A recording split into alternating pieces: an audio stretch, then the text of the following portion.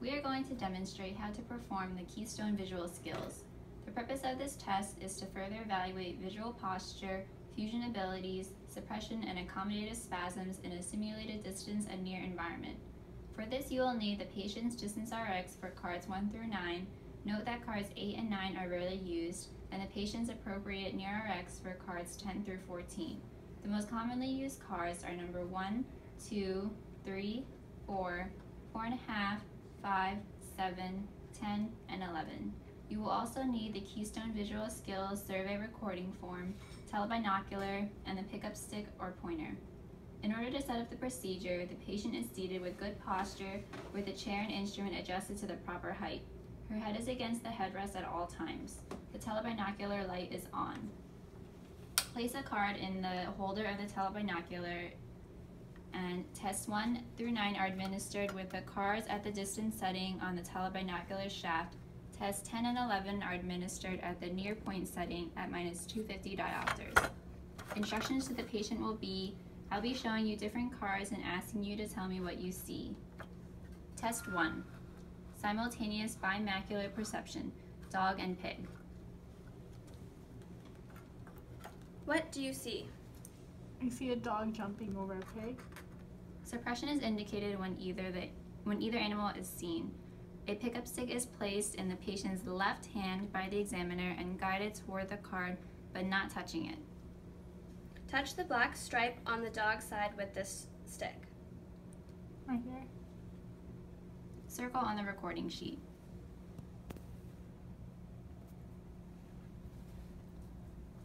Test 2. Vertical posture at distance, yellow line and red shapes. What do you see? I see a yellow line going through a red circle. Suppression is indicated when either the horizontal line or red objects are not reported. If the line were going to go through one of the shapes, which one would it go through? The red circle. Circle the appropriate response on the recording sheet. If a hyperdeviation is noted, make sure the patient is not tilting her head. Test 3. Lateral posture at distance, arrow and the numbers. This test provides information as to both the patient's phoria and stability. In a moment, I will show you a new card. I need you to tell me what number the arrow points to as fast as you can. You want an initial impression. 5. Does the arrow stay there or does it move? It just moved to the 6. Record both the initial response and the longer-term observations. A moving arrow indicates instability of binocular posture. The expected response is 9. Test 4, fusion at distance, colored circles. This card evaluates the stability of fusion, visual posture, and tendency for suppression. The right eye sees the red circle and the left eye sees the blue circle. Close your eyes and keep them closed until I say open. When you open your eyes, tell me how many circles you see. Okay, open your eyes. I see 3 circles. 3 circles aligned like buttons on a shirt indicate normal fusion. If the patient sees 2 circles, either red or white, that indicates a left eye suppression. If the patient sees a blue and white circle, that indicates right eye suppression. 4 circles with the red ball on the right of the blue indicates an ESO deviation, and a red ball on the left of the blue indicates an EXO deviation. After 5 seconds of viewing, ask if anything changed. Record initial and later responses. Has anything changed? No, I still see 3. Test 4.5, 5, and 6. Usable vision, railroad bridge with numbers. This test is a good way to determine if there is a tendency to suppress or spasm within tight instrument space. These cards work best for a patient with close to 20/20 vision in both eyes. Look at the picture of the bridge. There are boxes numbered 1 through 10 going across the card. Each box has 4 diamonds in it. Tell me which diamond, top, bottom, left, or right, has a small black dot inside. If at some point the patient can no longer see the dots, cover the left eye for card 5 and the right eye for card 6. If she now sees the dots, she was suppressing. If she still doesn't see them, she is spasming. Note that suppression cannot be assessed with card number 4.5. Number 1, I see to the left, 2 down, 3 up, 4 left, 5 right, 6 up, 7 left, 8 down, 9 down, 10 right.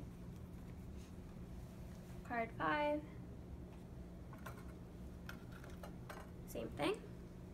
1 up, 2 right, 3 left, 4 up, 5 down, 6 down, 7 left, 8 right, 9 up, 10 right.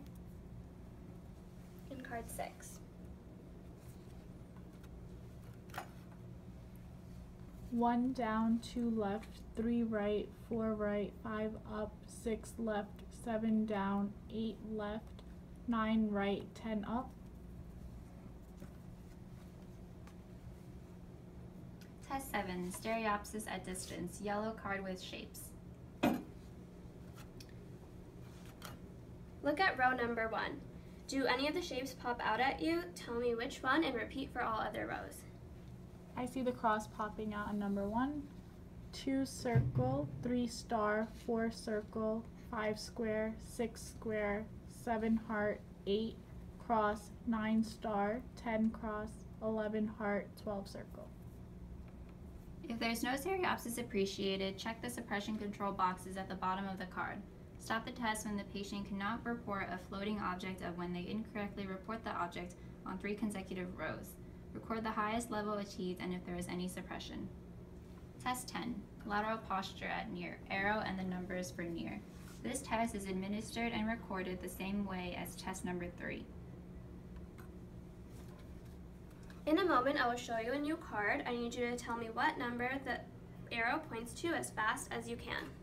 You want an initial impression. It's going through number 3. Does the arrow stay there or does it move? It's staying there.